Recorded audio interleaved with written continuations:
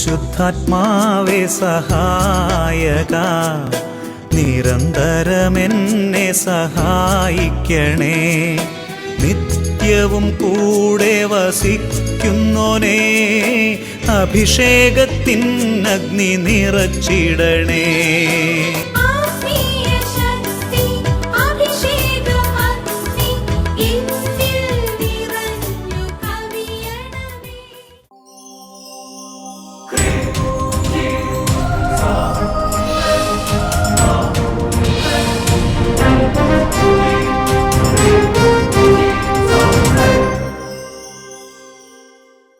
Praise the Lord. Praise the Lord. Hallelujah. Hallelujah. അഭിഷേകാഗ്നി വചന ശുശ്രൂഷയെ സംബന്ധിക്കുവാൻ കർത്താവിനെ പ്രത്യേകം തിരഞ്ഞെടുക്കപ്പെട്ട നിങ്ങളെയും നിങ്ങളുടെ കുടുംബങ്ങളെയും പരിശുദ്ധ അമ്മയുടെ വിമല ഹൃദയത്തിനും ഈശോയുടെ തിരുഹൃദയത്തിനും പ്രതിഷ്ഠിക്കുന്നു. ഈശോയുടെ തിരുഹൃദയത്തിൽ നിന്ന് പിരിഞ്ഞു പോകാൻ നിങ്ങൾക്കിട വരാതിരിക്കട്ടെ.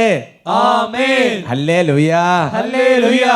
ഒരിക്കലും പിരിഞ്ഞു പോകരുത്. Praise the Lord. Praise the Lord. നമ്മുടെ തിരുഹൃദയത്തോടുള്ള പ്രാർത്ഥനയിലെ ഓരോ വരികളുമാണ് ഇങ്ങനെ ഒരു പ്രാർത്ഥനയായി നമ്മൾ അഭിഷേകയുടെ തുടക്കത്തിൽ ഇങ്ങനെ അർപ്പിച്ചത്. ഈശോ ഒരു നിർദ്ദേശം തന്നു.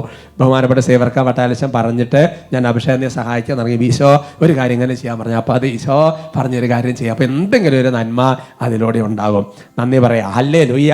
Hallelujah. Praise the Lord. Praise the Lord. പ്രിയമുള്ള സഹോദരങ്ങളെ, നമുക്ക് ഇന്ന് വചനം കേൾക്കാൻ നമ്മുടെ ഹൃദയത്തെ നന്നായിട്ടൊന്ന് ഒരുക്കാം.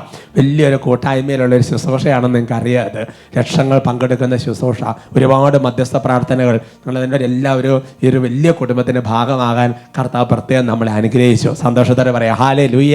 Hallelujah. Praise the Lord. Praise the Lord. പ്രിയമുള്ള സഹോദരങ്ങളെ, ഈ നാളുകളിൽ ഞാൻ ഒരു കാര്യം ശ്രദ്ധിച്ചത്, അതായത് പല വ്യക്തികൾക്കും ഒരു കാര്യം പ്രാർത്ഥിക്കുമ്പോൾ നടക്കുന്നില്ലെങ്കിൽ അപ്പം തന്നെ പിന്നെ പ്രാർത്ഥന നിർത്തി. ഇനി പ്രാർത്ഥിച്ചിരുന്ന കാര്യം നിരാശ, സങ്കടം, പ്രത്യാശയില്ല. എൻ്റെ പ്രിയപ്പെട്ട സഹോദരങ്ങൾ, അങ്ങനെ ചെയ്യരുത്. ഒരിക്കലും അങ്ങനെ അല്ല. നമ്മൾ ശരിക്കും പ്രത്യാശ കൈവിടാൻ, ഞാൻ ഓർക്കണം നമ്മുടെ കുഞ്ഞു ടോക്കില്ലേ, ചെറിയ ടോക്കാണ്, അതിനകത്ത് ഞാൻ ഒരിക്കൽ വിഷയം പറഞ്ഞ് ഓർക്കുന്നത്. ആ വിഷയത്തിൽ പറഞ്ഞു, അതിതാണ് എൻ്റെ സഹോദരങ്ങളെ, പ്രതീക്ഷയ്ക്ക് സാധ്യതയില്ലാത്തപ്പോഴും പ്രതീക്ഷയോടെ വിശ്വസിക്കണം. അങ്ങനെ കാര്യമുണ്ട്. എത്ര വർഷങ്ങൾ കഴിഞ്ഞു എന്നുള്ളത്, എത്ര നാൾ പ്രാർത്ഥിക്കും എന്നുള്ള വിഷയമല്ല. നിങ്ങൾ ചിന്തിച്ച് നോക്കിയേ, വിശുദ്ധ അഗസ്തീനോസിന്റെ മാനസാന്തരത്തിന് വേണ്ടി എത്ര വർഷക്കാലം, 30 വർഷക്കാലം മോനിക്കാമോ പ്രാർത്ഥിച്ചില്ലേ? ഹല്ലേലൂയ. ഹല്ലേലൂയ. ഒരു സാക്ഷ്യം കേൾക്ക്, എന്നിട്ട് വിശ്വാസത്തിൽ നിന്ന് ഉറയ്ക്ക്, എന്നിട്ട് പ്രാർത്ഥിക്കുക. എൻ്റെ പേര് ആൻ. ഞാൻ കോഴിക്കോട് നിന്നാണ് വരുന്നത്. 17 വർഷമായി ഞങ്ങൾക്ക് കുഞ്ഞുങ്ങളൊന്നും ഇല്ലായിരുന്നു. 17 വർഷമായി ഈ ദമ്പതികൾ മക്കളില്ലാതെ വിഷമിക്കുകയായിരുന്നു. ഇവിടെ വന്ന് ധ്യാനം കൂടി ഈശോയോട് പ്രാർത്ഥിച്ചതിന് ഫലമായി ഞങ്ങൾക്കൊരു പെൺകുഞ്ഞിന് നൽകി. ഈശോ താമസിച്ചുള്ള ധ്യാനമാണോ അല്ലെങ്കിൽ താമസിച്ചിട്ടുള്ള ധ്യാനമായിരുന്നു? 5 ദിവസത്തെ. 5 ദിവസം താമസിച്ചുള്ള ധ്യാനം. ബിനോയച്ചൻ്റെ 5 ദിവസത്തെ. ഏത് വർഷം? 2013. അത് 2013 അട്ടപ്പാടി സെഹിയോൻ ധ്യാന കേന്ദ്രത്തിൽ വന്ന് ബിനോയ് കരിമരുതിങ്കലച്ചൻ, നിങ്ങൾ കേട്ടിട്ടുണ്ടാവും, ബിനോയ് അച്ഛൻ നയിക്കുന്ന 5 ദിവസത്തെ താമസിച്ചുള്ള ധ്യാനം ഉണ്ടായിരുന്നു. ആ ധ്യാനത്തിന് ദമ്പതികളോട് കൂടി ഇവരുടെ ഒരു ഇൻറ്റൻഷൻ, ഒരു പ്രെയർ ഇൻറ്റൻഷൻ, അത് ഇതാണ്. ഇവരുടെ വിവാഹം കഴിഞ്ഞ് വർഷങ്ങളായി, ഏതാണ്ട് 17 വർഷമായിരുന്നു. വിവാഹം കഴിഞ്ഞ് 17 വർഷമായിട്ട് ഈ ദമ്പതികൾക്ക് മക്കളുണ്ടാകുന്നില്ല. ആ ഒരു വേദനയോടും ആ ഒരു പ്രാർത്ഥനാ നിയോഗത്തോടും കൂടെ ഇവർ ഈ ധ്യാനത്തിൽ വന്ന് 5 ദിവസം കൂടി പ്രാർത്ഥിച്ച് താമസിച്ചുള്ള ധ്യാനങ്ങളിൽ കൂടുമ്പോൾ ഇത് ഓരോ കുടുംബങ്ങളുടെയും പ്രയാസങ്ങളും ബുദ്ധിമുട്ടുകളുടെ മേലെ ദൈവശക്തി ഇറങ്ങാൻ വേണ്ടി പ്രാർത്ഥിക്കും. ഈ കുടുംബത്തിന് വേണ്ടി വെഞ്ചരിച്ച് ഡെലിവറൻസ് നടത്തി പ്രാർത്ഥിച്ച് ദൈവം അനുഗ്രഹിച്ച് പിന്നെ തടസ്സം മാറി. പിറ്റേ മാസം തന്നെ ഗർഭിണിയായി. Praise the Lord. Praise the Lord. Hallelujah. Hallelujah. എൻ്റെ സഹോദരങ്ങളെ, വിശ്വാസം പരീക്ഷിക്കപ്പെടുമ്പോൾ അതിനകത്ത് സ്ഥിരത ലഭിക്കുന്നു എന്ന് പറഞ്ഞ വചനം വെറുതെ അല്ല അല്ലേ? അബ്രാഹാം, സാറ ഇന്നും അതേപോലെ തന്നെയല്ലേ? ശരിക്കും പറഞ്ഞാൽ ഇപ്പം ആ ചേച്ചി 17 വർഷം, നിങ്ങൾ ചിന്തിച്ചു നോക്കിയേ. അപ്പം എത്ര പേര് വിശ്വാസത്തിന് വിരുദ്ധമായ കാര്യങ്ങൾ പറഞ്ഞിട്ടുണ്ടാവും അല്ലേ? ഇനി ഒരിക്കലും ഉണ്ടാവില്ല, സാരമില്ല, നിങ്ങളുടെ ഇതാന്ന് വിചാരിക്കുക അല്ലേ? അങ്ങനെ എന്തുമാത്രം ആശ്വസിപ്പിക്കാൻ വേണ്ടി പറയുന്നതാണ്, പക്ഷെ വിശ്വാസത്തിനെതിരായിരിക്കും.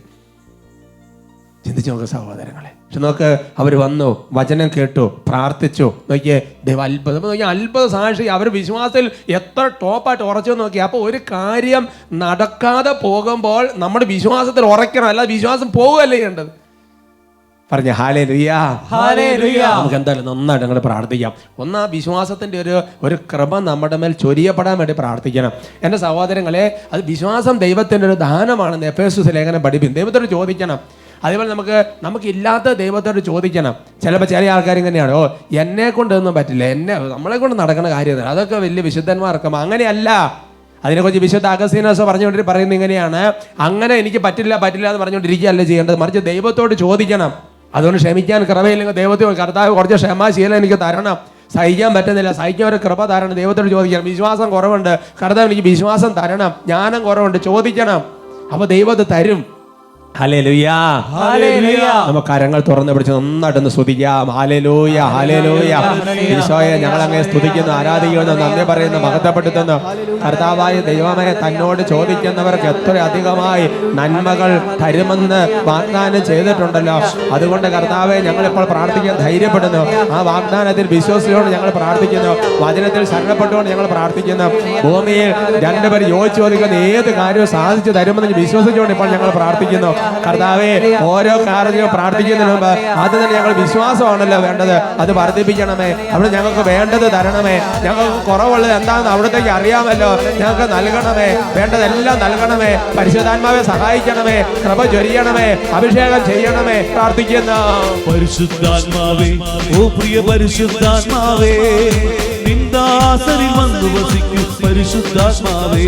പ്രാർത്ഥിക്കാം. പരിശുദ്ധാത്മാവേ, ചേർന്ന് പാടാം. പ്രിയ പരിശുദ്ധാത്മാവേ, നിന്ദാസരിൽ വന്നു വസിക്കൂ പരിശുദ്ധാത്മാവേ. ആത്മാഭിഷേകം എന്നിൽ ചൊരിയൂ, വരദാന സമൃദ്ധി നൽകൂ പരിശുദ്ധ. ഹൃദയം കൊണ്ട് ദാഹിക്കാവോ?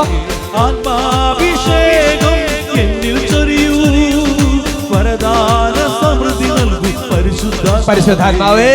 പരിശുദ്ധാത്മാവേ, ഓ പ്രിയ പരിശുദ്ധാത്മാവേ, നിന്ദാസരിൽ വന്നു വസിക്കൂ പരിശുദ്ധാത്മാവേ. വലിയ സ്നേഹത്തോടെ പരിശുദ്ധാത്മാവേ, ഓ പ്രിയ പരിശുദ്ധാത്മാവേ, നിന്ദാസരിൽ വന്നു വസിക്കൂ പരിശുദ്ധാത്മാവേ.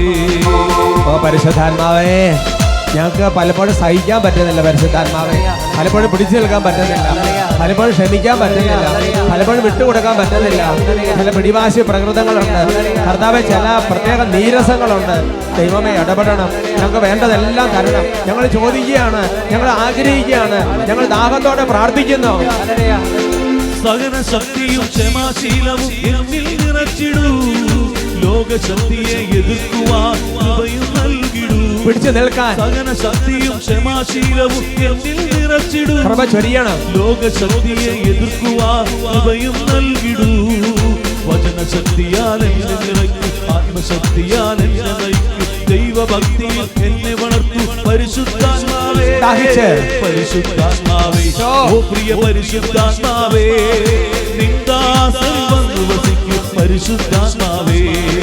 പരിശുദ്ധാത്മാവേ, ഓ പ്രിയ പരിശുദ്ധാത്മാവേ, നിന്ദാസരിൽ വന്നു വസിക്കൂ പരിശുദ്ധാത്മാവേ.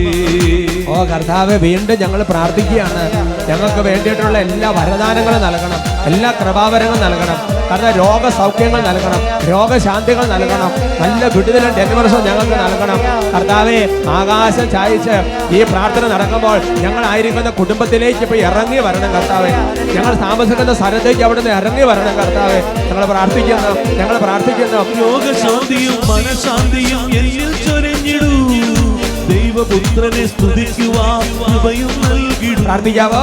രോഗശാന്തിയും മനഃശാന്തിയും എന്നിൽ ചൊരിഞ്ഞിടൂ, ദൈവപുത്രനെ സ്തുതിക്കുവാൻ കൃപയും നൽകിടൂ.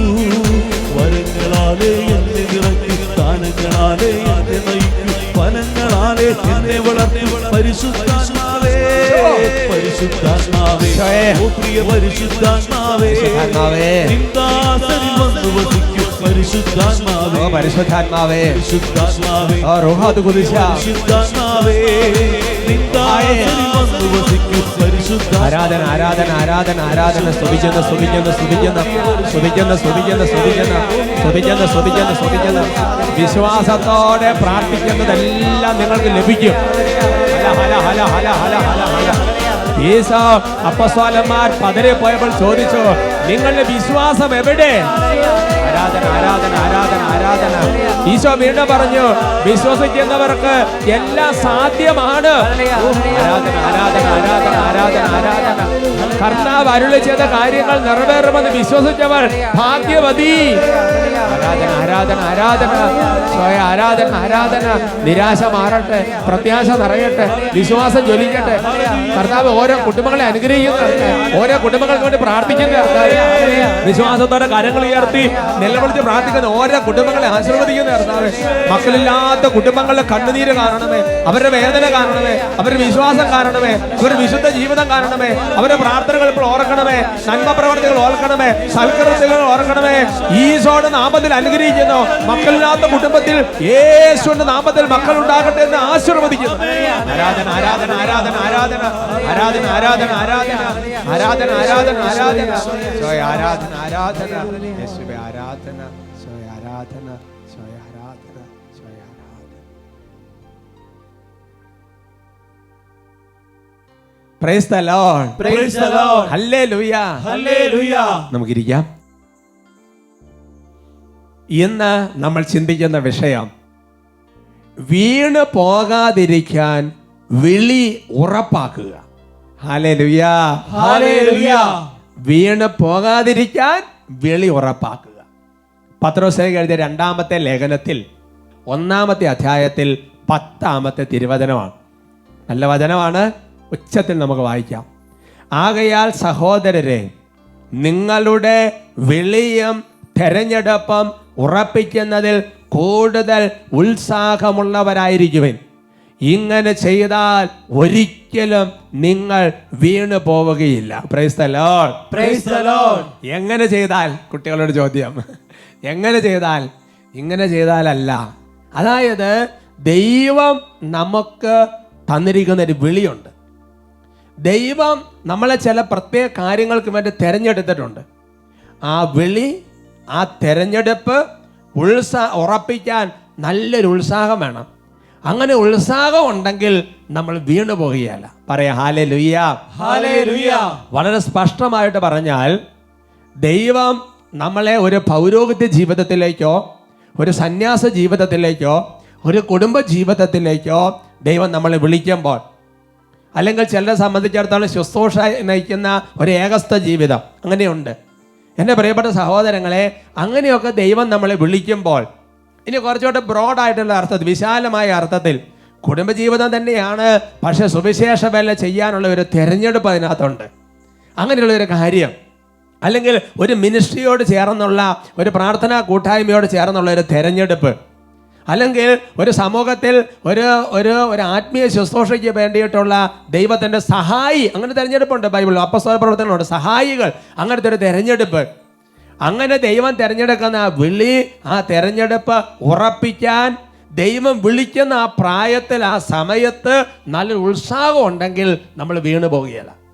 എന്ന് പറഞ്ഞാൽ എൻ്റെ പ്രിയപ്പെട്ട സഹോദരങ്ങളെ, ദൈവം നമ്മളെ പൗരോഹിത്യത്തിലേക്ക് വിളിച്ചിട്ടുണ്ടെങ്കിൽ അതിൽ തുടരുക. അതിലാണ് ദൈവത്തിൻ്റെ കൃപ.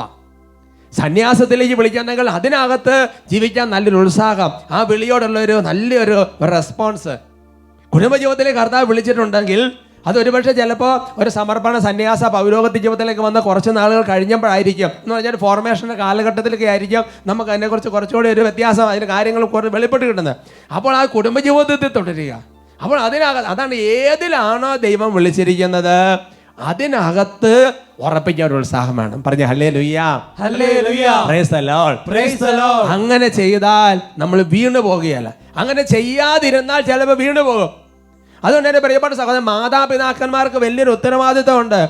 ഓരോ കുഞ്ഞുങ്ങളെയും ദൈവം ഏത് ജീവിതാന്തസ്സിലേക്കാണ് വിളിച്ചിരിക്കുന്നത് അത് മനസ്സിലാക്കി ആ കുഞ്ഞുങ്ങളെ പ്രോത്സാഹിപ്പിച്ചും ഗൈഡ് ചെയ്യാനും വിളിക്കാനും അതിനുള്ളൊരു ഉത്തരവാദിത്വമുണ്ട്.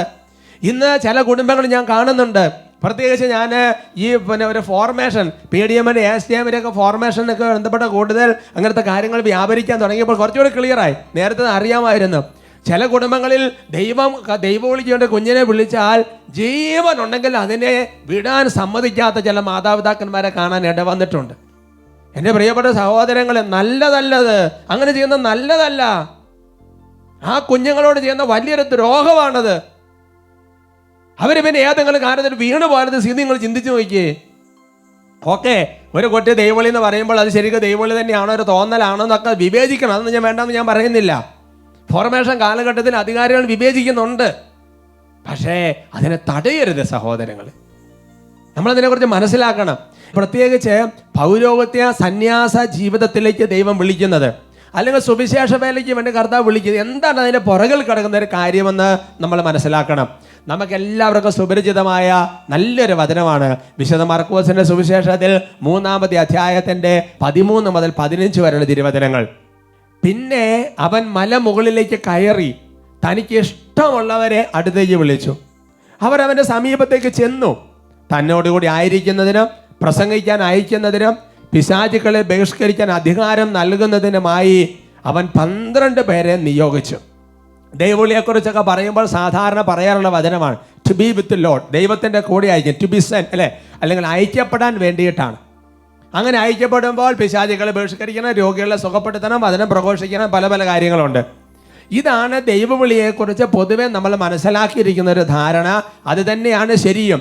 എന്നാൽ മറ്റൊരടിസ്ഥാനപരമായ ഒരു എക്സിസ്റ്റൻഷ്യൽ പ്രോബ്ലം എന്ന് പറയുന്ന പോലെ ഒരു സംഗതിയും കൂടെ ദൈവവിളിക്ക് പുറകിലുണ്ട്. അത് നമ്മൾ മനസ്സിലാക്കേണ്ട പഴയ നിയമത്തിൻ്റെ ഒരു ബാക്ക്ഗ്രൗണ്ട് എടുക്കുകയാണ്. പുറപ്പാടിൻ്റെ പുസ്തകത്തിൽ 2-ാമത്തെ അധ്യായത്തിൽ 23-ാമത്തെ തിരുവചനം, book of Exodus chapter 2 verse 23. കുറേ കാലം കഴിഞ്ഞ് ഈജിപ്തിലെ രാജാവ് മരിച്ചു. അടിമകളായി കഴിഞ്ഞിരുന്ന ഇസ്രായേൽ മക്കൾ നെടുവേർപ്പെട്ട് നിലവിളിച്ചു. അവരുടെ നിലവിളി ദൈവസന്നിധിയിലെത്തി. നമുക്കറിയാം, പൂർവ്വ ജോസഫിന്റെ കാലഘട്ടത്തിൽ യാക്കോബും കുടുംബാംഗങ്ങളും എല്ലാം ഈജിപ്തിലേക്ക് വന്നു. അവർക്ക് നല്ല നിലയിൽ വരുന്നു. അവരെക്കുറിച്ച് നല്ല ധാരണയുണ്ട് ഈജിപ്തിലെ രാജാവിന്. കുറേ കാലങ്ങൾ കഴിഞ്ഞപ്പോൾ ഈജിപ്തിലെ രാജാവ് മരിച്ചു. എന്നിട്ട് എന്ത് സംഭവിച്ചു? ആ ഇസ്രായേൽ മക്കൾ മുഴുവൻ അവിടെ അടിമത്തത്തിലായി, ഫറവോയുടെ അടിമത്തത്തിലായി. അങ്ങനെ അടിമത്തത്തിൽ കടന്ന് പലതരത്തിലുള്ള പീഡനങ്ങൾ, ശാരീരിക, മാനസിക, ആത്മീയ, എല്ലാ തരത്തിലുള്ള പീഡനങ്ങളും മർദ്ദനങ്ങളും അവർ തകർന്ന് തരിപ്പണാകാണ്. അങ്ങനെ അടിമത്തത്തിൽ കടന്ന് ഇസ്രായേൽ ജനം ചങ്ക് പൊട്ടി ദൈവസന്നിധി നിലവിളിക്കുകയാണ്. അവരുടെ നിലവിളി ബൈബിൾ കൃത്യം രേഖപ്പെടുത്തിയിരിക്കുക. അവരുടെ നിലവിളി ദൈവസന്നിധിയിൽ എത്തി. അങ്ങനെ ഒരു നിലവിളി ദൈവസന്നിധിയിൽ എത്തുമ്പോൾ ദൈവം എന്ത് ചെയ്യുന്നു നമ്മൾ മനസ്സിലാക്കണം. ഉദാഹരണം പറഞ്ഞാൽ, നമ്മളിപ്പോൾ നടന്നു പോവാണ്. അങ്ങനെ നടന്നു പോകുന്ന സമയത്ത് പെട്ടെന്ന് ഒരു നിലവിളി കേൾക്കുന്നു.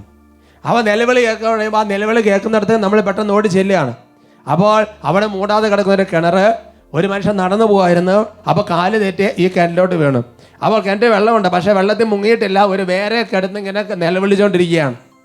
അപ്പോൾ നമ്മൾ ചെന്ന് കഴിഞ്ഞാൽ നമ്മൾ ഉടനെ എന്താ ചെയ്യുക? നമ്മൾ വേഗം എത്തി രക്ഷിക്കാൻ വേണ്ടി കിണറ്റിലേക്ക് എടുത്തിയാട് അല്ല ചെയ്യണത്. പിന്നെ എന്ത് ചെയ്യണം? നമ്മൾ അവിടെ നിന്ന് വേഗം ആരെങ്കിലും വിളിച്ചു വരുത്തും. അതിന് രക്ഷിക്കാൻ കഴിവുള്ള ഫയർഫോഴ്സുകാരോ അല്ലാന്നുണ്ടെങ്കിൽ അത് ധൈര്യമുള്ളവരോ കിണറ്റിൽ ഇറങ്ങാൻ പറ്റുന്നവരോ അല്ലെങ്കിൽ ഗോവണിയോ കയറോ എന്തെങ്കിലും മാർഗം ഉപയോഗിച്ച് നമ്മൾ ആൾക്കാർ അതിന് പറ്റിയ സേവ് ചെയ്യാൻ പറ്റിയ ആൾക്കാരുണ്ടാകും. അവരെ വേഗം അവിടത്തേക്ക് എത്തിച്ച് അവരെ രക്ഷിക്കാൻ വേണ്ടി നമ്മൾ നോക്കും. പറഞ്ഞ ഹല്ലേലൂയാ, ഹല്ലേലൂയാ എന്ന് പറയുന്നത് പോലെ തന്നെ ഈ നിലവിളി ദൈവസന്നിധിയിൽ എത്തിക്കഴിഞ്ഞപ്പോൾ ദൈവത്തിന് രക്ഷിക്കാൻ കഴിവുണ്ട്. ആ ദൈവം എങ്ങനെയാണ് ഇവരെ രക്ഷിക്കുന്നതെന്ന് മനസ്സിലാക്കണം. ദൈവം രക്ഷിക്കുന്നത് രക്ഷിക്കാൻ കഴിവുള്ള ചില ആൾക്കാരെ, നിയോഗമുള്ള ചില ആൾക്കാരെ തിരഞ്ഞെടുത്ത് അവിടത്തേക്ക് അയക്കുകയാണ് ചെയ്യുന്നത്. പുറപ്പാടിന്റെ പുസ്തകത്തിൽ 3-ാമത്തെ അധ്യായത്തിന്റെ 9-10 തിരുവചനങ്ങൾ, book of Exodus chapter 3 verse 9 and 10. ഇതാ ഇസ്രായേൽ മക്കളുടെ നിലവിളി എൻ്റെ അടുത്തെത്തിയിരിക്കുന്നു. ഈജിപ്തുകാർ അവരെ എപ്രകാരം മർദ്ദിക്കുന്നുവെന്ന് ഞാൻ കണ്ടു. ആകയാൽ വരൂ, ഞാൻ നിന്നെ ഫറവോയുടെ അടുക്കലേക്ക് അയക്കാം. നീ എൻ്റെ ജനമായ ഇസ്രായേൽ മക്കൾ ഈജിപ്തിൽ നിന്ന് പുറത്ത് കൊണ്ടുവരണം. ഇത് ആരോട് പറഞ്ഞ സെന്റൻസ് ആണെന്ന് നിങ്ങൾക്കറിയാം. ദൈവം മോശയോട് പറയുന്ന ഒരു സെന്റൻസ് ആണത്. ഇസ്രായേൽ മക്കളുടെ നിലവിളി എൻ്റെ അടുത്ത് എത്തി. അതുകൊണ്ട് ആകയാൽ സോ ദാറ്റ്. അപ്പൊ എന്താ മോശയെ വിളിക്കാനുള്ള കാരണം? മോശയെ വിളിക്കാനുള്ള കാരണം ഇസ്രായേൽ മക്കളുടെ 10,000ങ്ങളുടെ നിലവിളി ദൈവ സന്നിധിയിൽ എത്തിയപ്പോഴാണ് മോശയെ കർത്താവ് വിളിച്ചത്. അതുകൊണ്ട് എൻ്റെ പ്രിയപ്പെട്ട സഹോദരങ്ങളെ, ഒരാളെ ദൈവം വിളിക്കാനുള്ള അടിസ്ഥാനപരമായ ഒരു കാരണം, ഇഷ്ടപ്പെട്ടൊന്ന് ശരി തന്നെ, തന്നോട് ആയിരിക്കാൻ ശരി തന്നെ, പ്രസംഗിക്കാൻ അയക്കാൻ പിശാചുകൾ ബഹിഷ്കരിക്കാൻ രോഗങ്ങൾ, ഇതെല്ലാം ശരി തന്നെ. എന്നാൽ അതിന് കൂടെ അടിസ്ഥാനപരമായ കാരണമുണ്ട്.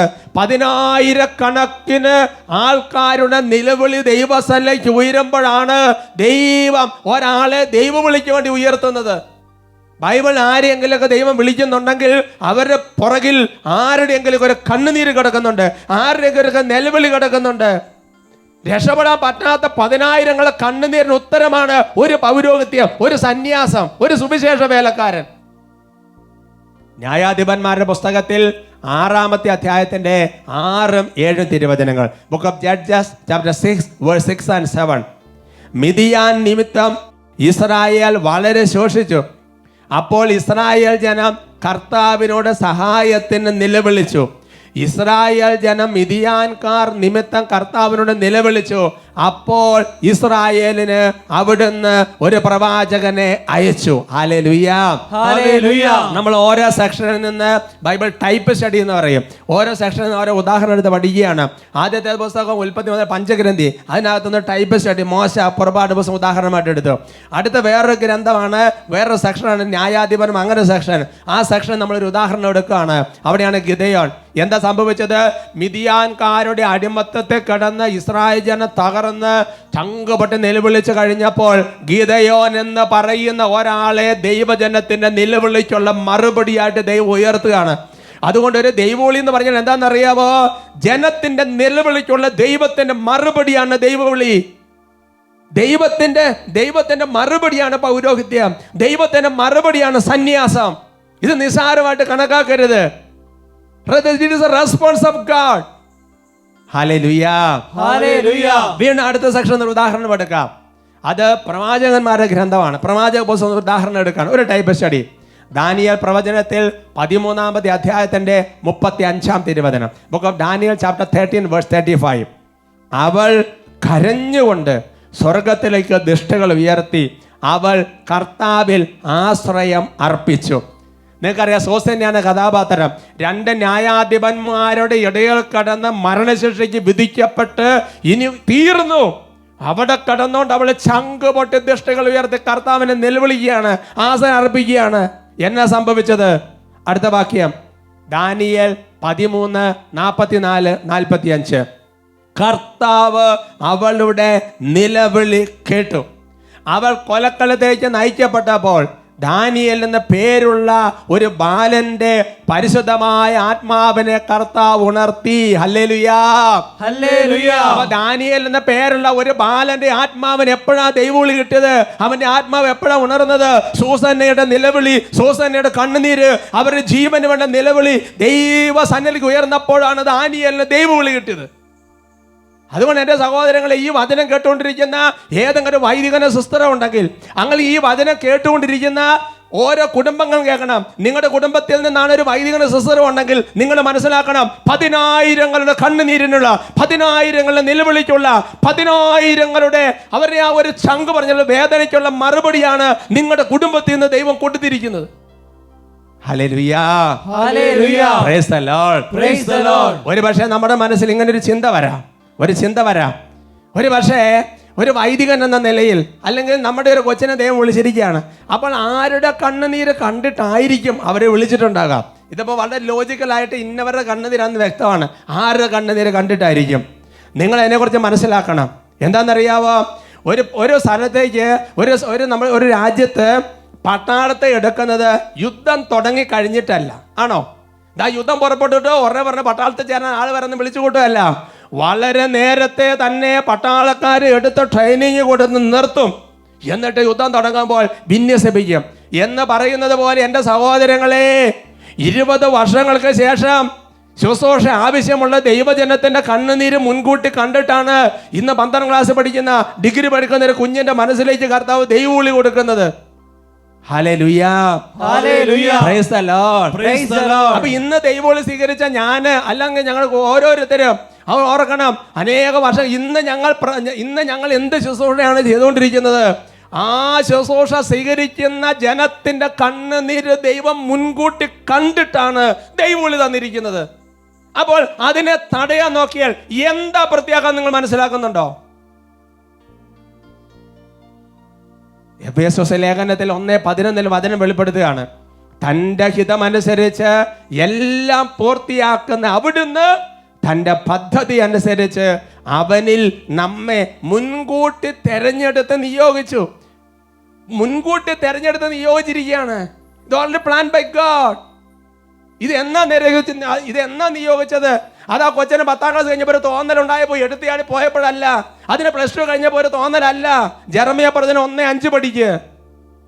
മാതാവിന്റെ ഉദരത്തിൽ നിനക്ക് രൂപം നൽകുന്നതിന് മുൻപേ ഞാൻ നിന്നെ അറിഞ്ഞു, ജനിക്കുന്നതിന് മുൻപേ ഞാൻ നിന്നെ വിശുദ്ധീകരിച്ചു, ജനതകൾക്ക് പ്രവാചകനായി ഞാൻ നിന്നെ നിയോഗിച്ചു എന്ന് പറഞ്ഞാൽ ഈ കൊച്ച് ഒരു 25ാമത്തെ വയസ്സിൽ ശുശ്രൂഷ ചെയ്യുന്നത് ഈ കുഞ്ഞ് മാതാവിന്റെ ഉദരത്തിൽ ആയിരിക്കുമ്പോൾ ദൈവം മുൻകൂട്ടി കണ്ടിട്ട് നിയോഗിച്ചിരിക്കുകയാണ്. അതാണ് എൻ്റെ സഹോദരൻ എഫേസ്യ 2:10 രേഖപ്പെടുത്തി വെച്ചിരിക്കുന്നത്. നാം ദൈവത്തിൻ്റെ കരവേലയാണ്. നാം ചെയ്യാൻ വേണ്ടി ദൈവം മുൻകൂട്ടി ഒരുക്കിയ സൽപ്രവൃത്തികൾക്കായി യേശു ക്രിസ്തുവിൽ സൃഷ്ടിക്കപ്പെട്ടവരാണ്. കണ്ടോ, നമ്മൾ ഓരോരുത്തരും ചെയ്യേണ്ട കാര്യങ്ങൾ ദൈവം മുൻകൂട്ടി ഒരുക്കി വെച്ചിരിക്കുന്നു. എന്നിട്ട് അത് ചെയ്യുക എന്നുള്ളതാണ് നമ്മുടെ ദൗത്യം. അത് എത്രയോ പണ്ടേ തീരുമാനിച്ചത്. അപ്പോൾ ചിലപ്പോൾ ചില കുടുംബം പറഞ്ഞിട്ടുണ്ട്, നിനക്കത് പോകണം, നേരത്തെ പോകാമല്ല, ഞാൻ ഇത്തരം പഠിച്ച് വലുതാക്കിയിട്ട് പോകണമെന്നുണ്ടായിരുന്നോ? ഇതൊക്കെ ദൈവം നേരത്തെ നിങ്ങൾക്ക് പെട്ടെന്ന് നിങ്ങൾക്ക് അങ്ങനെ പറയരുത്. ദൈവത്തിന്റെ ഇടപെടൽ ഏത് സമയത്താ? പൗലോസിന് ഞാൻ കുതിരപ്പുറത്ത് പോയിക്കൊണ്ട സമയത്തില്ല ദൈവത്തിന്റെ ഇടപെടൽ വന്നത്. ഈ അപ്പസ്തോലന്മാരെല്ലാവരും കൂടെ ചെറുപ്പം മുതൽ അച്ഛനാണെന്ന് വിചാരിച്ചിരിക്കുകയായിരുന്നു. അല്ലല്ലോ. അവര് മീൻ പിടുത്താൻ പല പറയാണ്. ചിലപ്പോൾ ചില ജോലി ചെയ്യുന്നതിന്റെ ഇടയ്ക്ക് വിളിക്കും, ചിലപ്പോൾ പഠിച്ചുകൊണ്ടിരിക്കുന്നതിന്റെ ഇടയ്ക്ക് വിളിക്കും. അത് ദൈവത്തിന്റെ ഇഷ്ടം. നമ്മൾ പറഞ്ഞിട്ട് എന്താ കാര്യം? റോമ 8:30 താൻ മുൻകൂട്ടി നിശ്ചയിച്ചവരെ അവിടുന്ന് വിളിച്ചവരെ നീതീകരിച്ചവരെ മഹത്വപ്പെടുത്തി. അതുകൊണ്ട് അവസാനത്തെ 2 കാര്യം നിങ്ങളോട് ഞാൻ പറയുകയാണ് എൻ്റെ സഹോദരങ്ങളെ. 1 മത്തായി 9:38 അതിനാൽ തൻ്റെ വിളഭൂമിയിലേക്ക് വേലക്കാരയക്കാൻ വിളവിൻ്റെ നാഥനോട് പ്രാർത്ഥിക്കുവൻ എന്ന് പറഞ്ഞാൽ, എൻ്റെ സഹോദരങ്ങളെ, നമ്മൾ ദൈവവിളിക്കൊണ്ട് അതുപോലെ പ്രാർത്ഥിക്കണം. ഇന്ന് ദൈവവിളികൾ ഉണ്ടെങ്കിൽ അതിന് പുറകിൽ 10,000ങ്ങളുടെ കണ്ണുനീർ കിടക്കുന്നുണ്ട്.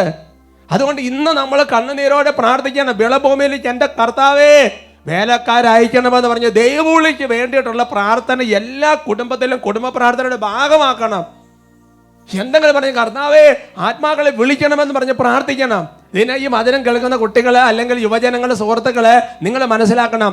2 പത്രോസ് 1:10 നിങ്ങളുടെ വിളിയും തെരഞ്ഞെടുപ്പും ഉറപ്പിക്കാൻ ഉത്സാഹം വേണം. അതിന് വേണ്ടിയിട്ടാണ് ദൈവവിളി ധ്യാനങ്ങൾ ചെയ്യുന്നത്, ജീവദാന വിവേചന ധ്യാനങ്ങളൊക്കെ വെക്കുന്നത്. അങ്ങനത്തെ ഒരുപാട് മേഖല സഭ അറേഞ്ച് ചെയ്യുന്നത് എന്തിനു വേണ്ടിയിട്ടാ? ഇതിന് വേണ്ടിയിട്ടാണ്.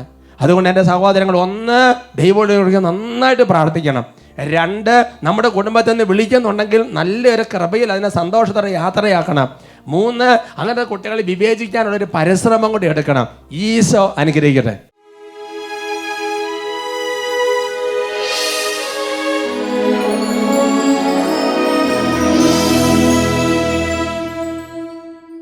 കർത്താവിൻ്റെ സന്നിധിയിൽ ഓരോരുത്തരും പ്രാർത്ഥിക്കുക. കർത്താവായ ദൈവമേ, സുഭാഷിത പുസ്തകം 16 വചനം ഞങ്ങൾ ഓർക്കുകയാണ്. ഞങ്ങൾക്ക് ശരിയെന്ന് തോന്നുന്ന പലതും ഞങ്ങളെ നാശത്തിലേക്കായിരിക്കും എത്തിക്കുന്നത്. കർത്താവേ, ഇതുവരെയുള്ള ജീവിതത്തിൽ വചനം അറിയാത്തത് മൂലം എത്രയോ കാര്യങ്ങൾ തെറ്റുപറ്റി. ദൈവമേ, എൻ്റെ തന്നെ കഴിവിൽ ആശ്രയിച്ച് എത്രയോ തവണ ഞങ്ങൾ ജീവിച്ചു. കർത്താവേ, അവിടുന്ന് സോളമന് കൊടുത്തതുപോലെ അളവറ്റ ജ്ഞാനം ഞങ്ങൾക്ക് നൽകണമേ. വചനത്തിൽ നിന്നുള്ള ജ്ഞാനം കൊണ്ട് ഞങ്ങളെ നിറയ്ക്കണമേ കർത്താവേ. ദൈവമേ, തിരുസഭ എന്താണെന്ന് മനസ്സിലാക്കാനുള്ളൊരു അറിവ് ഞങ്ങൾക്ക് നൽകണമേ കർത്താവേ. യേശുവും സഭയും 2 അല്ല 1 ആണെന്നുള്ള ജ്ഞാനം ഞങ്ങളുടെ ഹൃദയത്തിൽ നൽകണമേ. ഓരോരുത്തരും ഇപ്പോൾ പ്രാർത്ഥിക്കുകയാണ്. ഇതൊരു കൃപയാണ്. ദൈവം സ്വർഗത്തിൽ നിന്ന് തരണം. ഉന്നതത്തിൽ നിന്ന് വരം നൽകിയാൽ ഇത് മനസ്സിലാക്കാൻ പറ്റുള്ളൂ. അപ്പസ്തോലന്മാരെ കർത്താവ് പറഞ്ഞു, ഇതെല്ലാം അറിയാനുള്ള വരം നിങ്ങൾക്കാണ് തന്നിരിക്കുന്നത്. കർത്താവ് പിതാവെന്ന് വരം ലഭിക്കാതെ സാധിക്കുകയല്ല. ദൈവമേ, ഞങ്ങളിപ്പോൾ പ്രാർത്ഥിക്കുകയാണ്. ഒരുമിച്ച് ഞങ്ങൾ അങ്ങനെ വിളിക്കുകയാണ്. ദൈവമേ, ഞങ്ങൾക്കൊരു വരം തരണമേ. സ്വർഗത്തെ മനസ്സിലാക്കാൻ, കർത്താവെ വചനം മനസ്സിലാക്കാൻ, തിരുസഭയെ മനസ്സിലാക്കാൻ, ദൈവത്തെ ആശ്രയിക്കാൻ ഒരു കൃപ നൽകണമേ. കാര്യങ്ങൾ ഉയർത്തി വിളിക്കുന്ന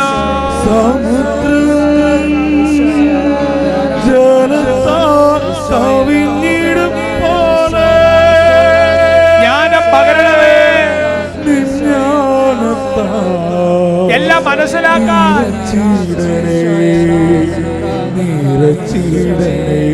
വചനത്തിന്റെ കൃപ പകരണമേ.